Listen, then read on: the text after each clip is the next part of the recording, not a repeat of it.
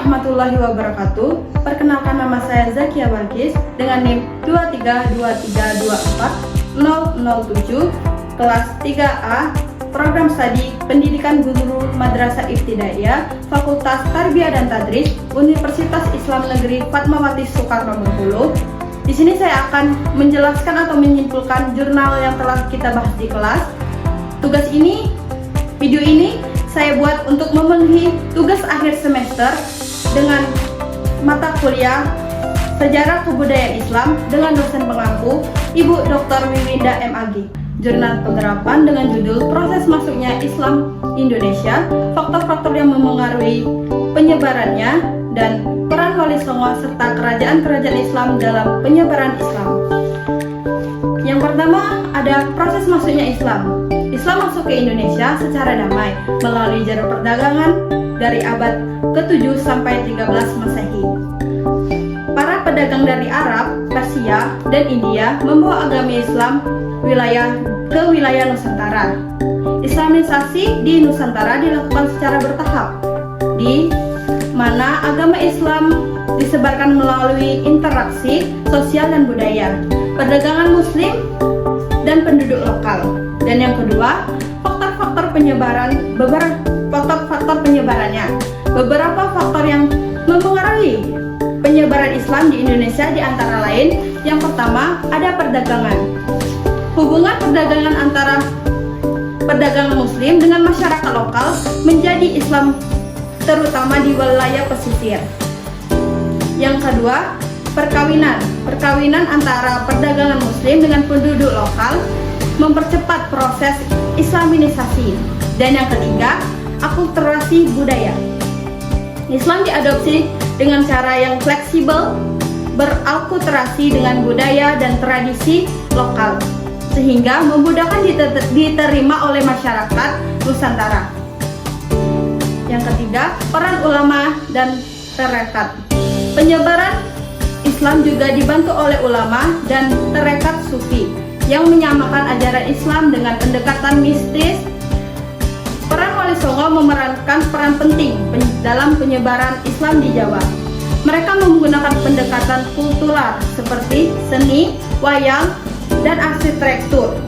Untuk memperkenalkan ajaran Islam, para Wali Songo tidak hanya menyebarkan agama, tetapi juga berperan dalam mengembangkan Islam sosial, politik, dan ekonomi di masyarakat.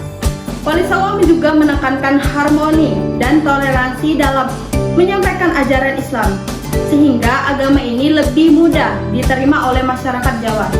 Dan yang keempat adalah peran-peran kerajaan Islam, seperti Samudra Pasai, Demak, Aceh, Mataram Islam berperan sebagai pusat penyebaran Islam. Mereka tidak hanya mendukung penyebaran agama, tetapi juga memperkuat posisi Islam dalam kehidupan politik dan sosial Nusantara. Kerajaan-kerajaan ini berperan untuk membangun infrastruktur pendidikan seperti pesantren dan menjadi pemusat pembelajaran agama dan menghasilkan ulama-ulama yang terkemuka. Dan selanjutnya di jurnal 9 dengan judul Islam di Indonesia, Awal Penyebaran dan Perkembangannya. Islam di Indonesia awal perkembangannya menjelaskan bahwa Islam masuk ke Indonesia melalui jalur perdagangan, melibatkan perdagangan dari Arab, Persia, dan India pada abad 7 hingga 13 Masehi. Penyebaran agama Islam berlangsung secara damai, terutama melalui kontak perdagangan, pernikahan, dan peran-peran ulama serta perdagangan. Islamisasi di Nusantara ditandai dengan kerajaan-kerajaan Islam seperti Samudra Pasai, Demak, dan Aceh yang memperkuat pengaruh Islam di wilayah. Proses penyebaran Islam berlangsung secara bertahap, berakulturasi dengan budaya lokal sehingga menciptakan bentuk Islam yang khas di Indonesia. Penyebaran ini juga melibatkan tarekat sufi yang memperkenalkan ajaran Islam dengan pendekatan mistis yang lebih memudahkan diterima oleh masyarakat lokal. Selain itu, Islam berkembang pesat di daerah pesisir dan pusat perdagangan sebelum akhirnya menyebar ke pedalaman. Hingga kini, Islam menjadi agama mayoritas di Indonesia, berperan penting dalam membentuk budaya sosial di politik bangsa.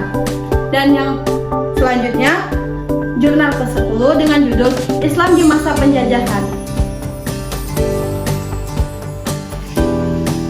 Islam memainkan peran penting dalam perlawanan untuk penjajahan, khususnya di Indonesia. Umat Islam melalui tokoh-tokoh agama dan organisasi keagamaan menjadi salah satu kekuatan yang melawan penindas kolonialisme. Selain itu, penjajah sering kali melihat Islam sebagai ancaman potensial terhadap kekuasaan mereka, sehingga mereka berusaha untuk mengontrol dan membatasi pengaruh Islam melalui berbagai kebijaksanaan seperti pendidikan, politik, dan hukum. Namun, meskipun ada tekanan, umat Islam tetap berperan dalam membangkitkan kesadaran nasional dan menjadi bagian penting dari perjuangan kemerdekaan.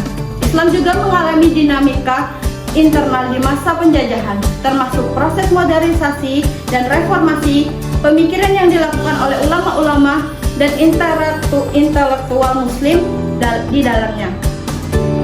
Dan yang ke-11 dengan judul Perkembangan Islam Pasca Kemerdekaan Indonesia.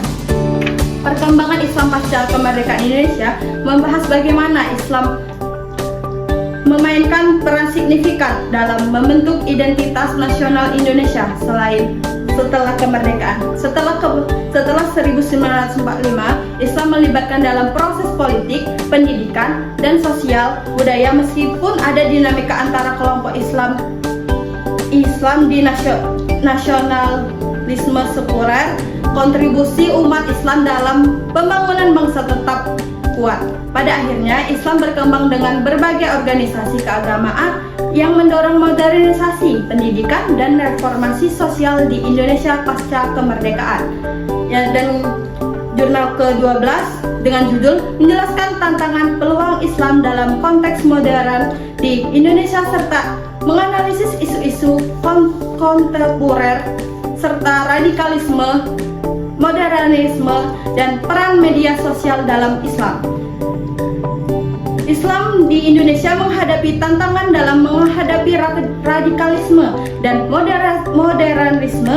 Di era modern, radikalisme muncul sebagai respon terhadap globalisasi dan modernisme, sementara modernisme membuka peluang bagi pembaruan pemikiran Islam. Media sosial berperan penting dalam menyebabkan narasi keagamaan, baik positif maupun negatif. Namun ada potensi besar bagi media sosial untuk digunakan sebagai platform dakwah dan modernisasi, mempromosikan Islam yang inklusif dan toleransi di tengah perkembangan zaman. Dan yang terakhir, jurnal ke-13 dengan judul Menganalisis sumbangan Islam terhadap ilmu pengetahuan seni, arsitektur, dan budaya global serta menilai dampak globalisasi terhadap Islam dalam kebudayaan. Islam terdapat ilmu pengetahuan seni, arsitektur, dan budaya global, menyatakan bahwa peradaban Islam telah memberikan kontribusi yang signifikan dalam berbagai bidang. Dalam ilmu pengetahuan, para ilmuwan muslim memainkan peran penting dalam mengembangkan matematika, kedokteran, astronomi, dan filsafat dengan menerjemahkan dan mengembangkan karya-karya ilmuwan Yunani seperti menyumbangkan penelitian orisinal mereka dalam seni arsitektur. Islam memberikan gaya khas melalui pola geometri, kaligrafi, serta pembangunan yang ikonik seperti masjid dan istana, dan memadukan fungsi serta estetika dan spiritual. Dampak globalisasi terhadap Islam dan kebudayaan menunjukkan bahwa meskipun globalisasi membuka ruang pertukaran budaya dan penyebaran pengetahuan Islam ke seluruh dunia, ia membawa tantangan.